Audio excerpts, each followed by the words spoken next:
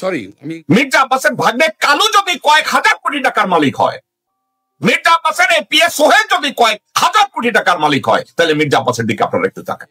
তো আমি যখন এগুলো নিয়ে কথা বলতে গেলাম, আমি যখন মির্জা আব্বাসের বিভিন্ন ইস্যু নিয়ে আমি কথা বললাম, তখন বিএনপির আরেক মির্জা, যে ক্রাইম সিন্ডিকেট, কথায় কথায় ইন্ডিয়ান হাই কমিশনে যায়, বিএনপির মহাসচিব, সে এটাকে ডিফেন্ড করার জন্য এগিয়ে এলো। অর্থাৎ এক চোরকে আরেক চোর ডিফেন্ড করতে এলো, এক বেঈমান আরেক বেঈমানকে ডিফেন্ড করতে এলো। আপনি বলেন কোন এথিক্সে বলবেন যখন মির্জা আব্বাসকে বলা হয় সুরের বাচ্চা? মিল্টন নাকি আছে একটা, কি নাম ওটা, জ্যাকব মিল্টন, সে গালিগালাজ করছে সুরের বাচ্চা বলছে। এটা কোন এথিক্সে বলবেন? জার্নালিজমের, মিডিয়া কোন এথিক্সে আপনারা বলবেন এটাকে, যেটা গ্রহণযোগ্য? আরেকজন আছেন বিখ্যাত মানুষ, না বলতে চাই না, যিনি সোশ্যাল মিডিয়া করে বিখ্যাত হয়ে গেছেন, তার মুখের ভাষা শুনে তো আমার সন্দেহ হয় যে আমরা কোনো সভ্য দেশ। হাসিনা যদি হাজার হাজার মানুষকে খুন করে, তাকে খুনি বলা যাবে না। কোন রাজনীতিবিদের তকমা লাগিয়ে কোন লোক যদি 100 কোটি টাকা সম্পত্তি 2 টাকায় বিক্রি করে, তাকে ডাকাত বলা যাবে না। এই নোংরা রাজনীতির ভিতরে কোনো মানুষই জয়েন করতে চায় না বিধায় এখানে কারা জয়েন করেছে? কতগুলো টোকাই, কতগুলো চাঁদাবাজ, কতগুলো খুনি, কতগুলো অযোগ্য লোকজন। যারা করবে দারোয়ানের চাকরি, তারা হয় প্রধানমন্ত্রী, তারা হয় দেশের প্রেসিডেন্ট। যারা করবে স্কুলের দপ্তরিগিরি, তারা হয় ঢাকা ইউনিভার্সিটির ভাইস চ্যান্সেলর। যারা করবে পিয়নের চাকরি, তারা হয় ঢাকা মহানগরীর মেয়র। যারা করবে প্রস্টিটিউশনের মাসিক চাকরি, তারা হয় ঢাকা ব্যাংকের চেয়ারম্যান। অযোগ্য নেতৃত্ব যখন একটা দেশকে নেতৃত্ব দেয়, অসৎ নেতৃত্ব, নীতিহীন নেতৃত্ব যখন একটা দেশের নেতৃত্বে আসে এবং দেশের সর্বোচ্চ পজিশনে বসে দেশকে ভাগাড়ে পৌঁছে দেয়, ঠিক সেই মুহূর্তে টোকাই শ্রেণীর জন্ম হয় রাজনীতিতে। টোকাই শ্রেণীর জন্ম হয় একটা ব্যাংকের চেয়ারম্যান হতে, টোকাই শ্রেণীর জন্ম হয় ঢাকা মহানগরীর মেয়র হতে।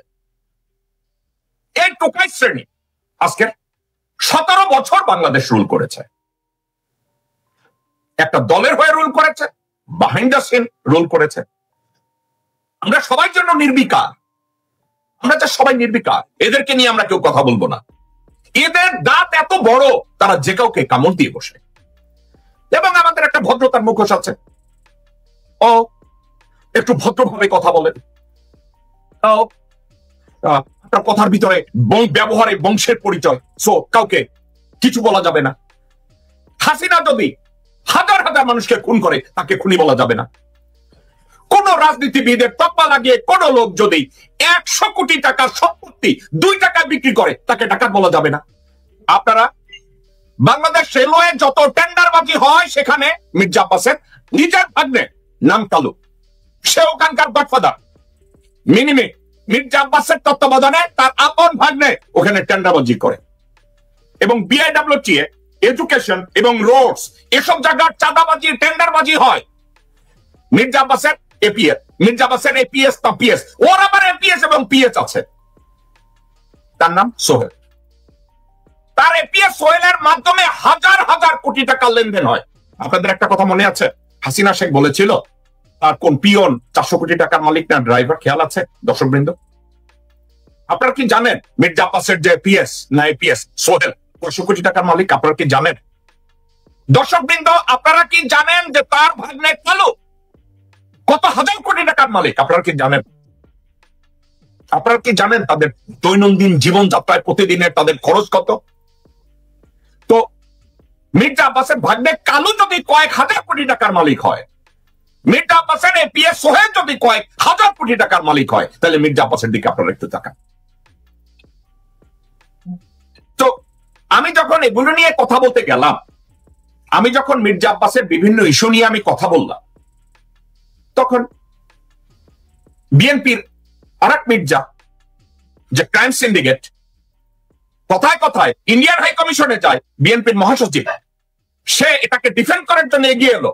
অর্থাৎ এক চোরকে আরেক চোর ডিফেন্ড করতে এলো, এক বেঈমান আরেক বেঈমানকে ডিফেন্ড করতে এলো। ওই লোকটাকে তাকিয়ে দেখুন, শেষে কি বলে। এখন এখানে সবচেয়ে বড় প্রবলেম দাঁড়িয়ে গেছে আপনার সোশ্যাল মিডিয়া। আপনাদের তো তবু কিছুটা এথিক্স আছে, কিছুটা জবাবদিহিতা আছে, আপনাদের জবাবদিহি করতে হয়। সোশ্যাল মিডিয়াতে কোনো জবাবদিহিতা নেই, জঘন্য ভাষায় কথাবার্তা বলা। আপনি বলেন কোন এথিক্সে বলবেন যখন মির্জা আব্বাসকে বলা হয় শুয়োরের বাচ্চা? মিল্টন না কি আছে একটা, কি নাম এটা, জ্যাকব মিল্টন, সে গালগালাজ করছে শুয়োরের বাচ্চা বলছেন। এটা কোন এথিক্সে বলবেন জার্নালিজমের, মিডিয়ার কোন এথিক্সে আপনারা বলবেন এটাকে যেটা গ্রহণযোগ্য? আরেকজন আছেন বিখ্যাত মানুষ, না বলতে চাই না, যিনি সোশ্যাল মিডিয়া করে বিখ্যাত হয়ে গেছেন, তার মুখের ভাষা শুনলে তো আমার সন্দেহ হয় যে আমরা কোনো সভ্য দেশে বাস করছি কিনা। আমি জানি এই কথাটা এখন আমাকে গালিগালাজ শুনতে হবে, আমি জানি। হ্যাঁ, এই যে বিষয়টা হচ্ছে সেগুলো, আমরা যারা পজিটিভ পলিটিক্স করি, আমরা যারা ইতিবাচক রাজনীতি করি, আমরা যারা গঠনমূলক কনস্ট্রাকটিভ পলিটিক্স করি, আমরা ভাঙতে চাই না, আমরা করতে চাই। আমরা যারা সৃজনশীলতা রাজনীতি করি, আমরা শুধু ভেঙে দিতে চাই না। মির্জা ফখরুল সৃজনশীলতার রাজনীতি করে, তার ভাই ফয়সাল আমিনকে দিয়ে ডিসি কে পোস্টিং করায়, আওয়ামী লীগের নেতা কর্মীদের বর্ডার পার করায়, 10 কোটি 20 কোটি 50 কোটি 100 কোটি টাকার বিনিময়ে আওয়ামী লীগের লোকজনদের দুর্নীতির টাকা তার বাড়িতে হেফাজত করে। তো মির্জা আব্বাসকে উনি ডিফেন্ড করতে আসলেন, মির্জা আব্বাসকে উনি যথাযোগ্যভাবে ডিফেন্ড করলেন, কিন্তু একটা কাজ করেন নাই। আমি কেন মির্জা আব্বাসকে গালি দিয়েছি, কি প্রসঙ্গে দিয়েছি, এই সাবজেক্টটা কোনো মাথা ঘামান নাই। আমি যখন এই ধরনের মির্জা আব্বাস সম্পর্কে কথাবার্তা বলি, নিউ ইয়র্কে বাংলাদেশের পরিচিত মুখ খালেদ মহিউদ্দিন নামের এক সাংবাদিক, যাকে কিছুদিন আগে আমি গালিগালাজও করেছি, এই খালেদ মহিউদ্দিন মির্জা আব্বাসের একটা কথাকে কোট করেছে। মির্জা আব্বাস বলেছে, আমরা এই অন্তর্বর্তীকালীন সরকারের কোন সংস্কার, কোন রিফর্ম আমরা মেনে নেব না, আমরা ক্ষমতায় যাওয়ার সাথে সাথে সমগ্র রিফর্ম আমরা ক্যান্সেল করে দেব। এখন কথা হচ্ছে, গত 53 বছরে বাংলাদেশের কোন রাজনৈতিক দল কোন প্রকার রিফর্ম করতে পারে না।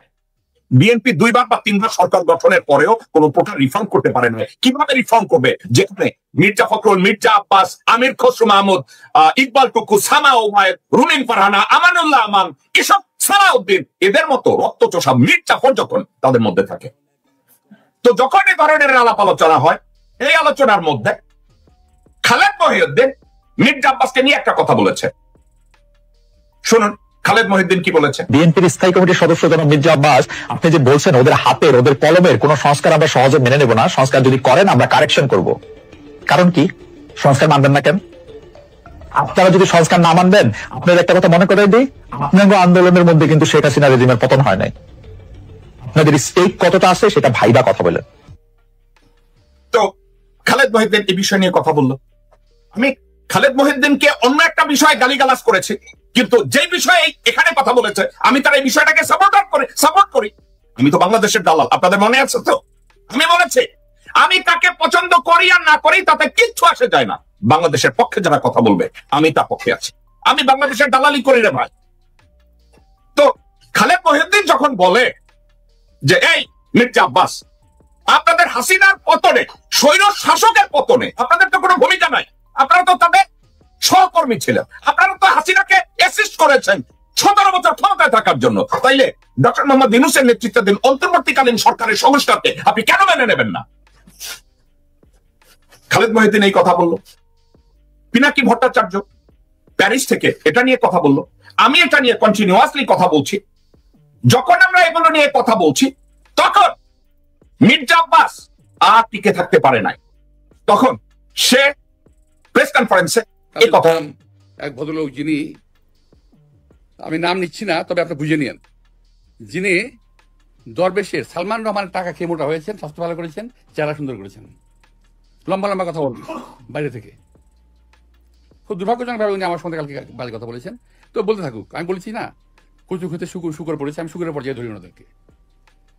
তো আরেকজন আছে ফ্রান্সে, খুব আরেকজন আছে একজন ওখানে, কি বলে এটা একটা নাম, ওটা হলো কি বলে এটাকে, একটা না না না একটা একটা একটা জারজ মিল্টন আছে, জারজ মিল্টন, সরি আমি কথা বলে দিলাম, আমার এই অবস্থা থেকে বলা ঠিক হয়নি বোধ হয়। তবুও আমি বলছি, জারজ মিল্টন বকা দিয়েছে আমাকে, সেটাকে সমর্থন করেছে পিনাকি। অর্থাৎ জারজ মিল্টন যে ভাষা আমাকে বকা দিয়েছে, পিনাকি সমর্থন করেছে। আমি বলতে চাই যে ওরা সবাই একই বংশের, একই গোত্রের সন্তান। কোনো ভদ্রলোককে এভাবে গালি দিতে পারে না। আমি ঢাকার মানুষ, আমি ইচ্ছা করলে ওরা যে ভাষা গালি দেয় তার চেয়ে জঘন্য ভাষা গালি দিতে পারি, কিন্তু আমার বাপ মা, আমার পরিবার এটা আমাকে শেখায় নাই। ওরা যেটা বলছে এবং বলেছে এটা ওদের পরিবার থেকে শেখানো, ওরা ওই পরিবার থেকে করে আসছে, শুকুরের জাত। আমি সরি, আমি কথাগুলো বললাম বাধ্য হয়ে, যে আমি যে বলেছি আগে, আজকে বলি এখন বললাম যে এখনো যে সংস্কারের কথা বলার কারণে আমি নাকি সংস্কার মানি না। আমি বলছি ওই সংস্কার মানি না যে সংস্কারটা দেশের মানুষের প্রয়োজন নাই। আমি সে কথা বলেছি।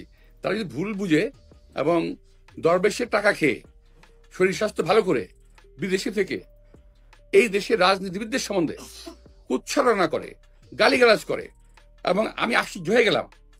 প্রথম গালিগালাজ শুরু করলো তারা আমাকে, তারপরে তারা শুরু করলো আমাদের সেক্রেটারি জেনারেল মির্জা ফখরুল সাহেবকে,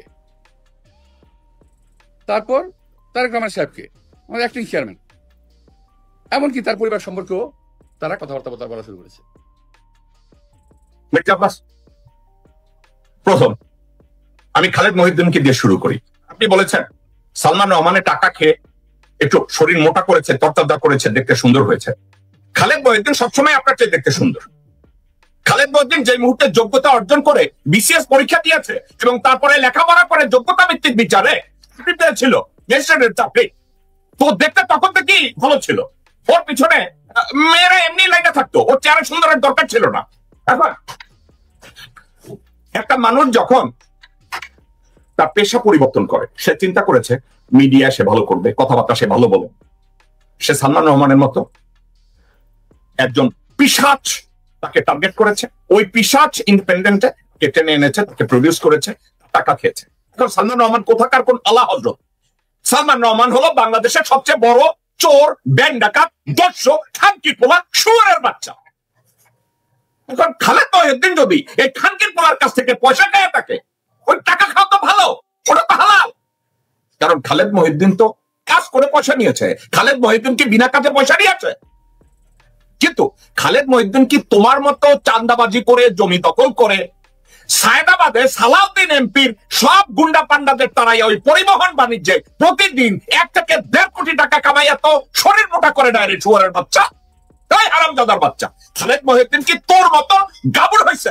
তুই একবারও রেসপন্ড করিস নাই। তুই কত জমি, রেলের জমি বিক্রি করছিস? তুই একবারও বলিস নাই পরিবহনে তুই কত টাকা দুর্নীতি করতেছিস? তুই একবারও বলিস নাই রেলওয়ে টেন্ডারবাজি বউরে কতবার বিক্রি করছিস? তোর এখন খালেদ মহিউদ্দিনের চেহারা দেখে তোর হিংসা লাগে? ওই শুয়োরের বাচ্চা। খালেদ মহিউদ্দিনের বলবো বটলে ভরে তোর জন্য বটল যেন পেশাব পাঠায় দেয়। শুয়োরের বাচ্চা, তুই খালেদ মহিউদ্দিনের মুখ খা। দর্শক বৃন্দ, এই মির্জা আব্বাস তার এই মন্তব্য দেওয়া, মির্জা ফখরুলের এই মন্তব্য দেওয়ার পরে প্যারিস থেকে ওই যে ভদ্রলোক যাকে তাকে খালেদ মহিউদ্দিনকে আমাদেরকে শুয়োর বানাইছে,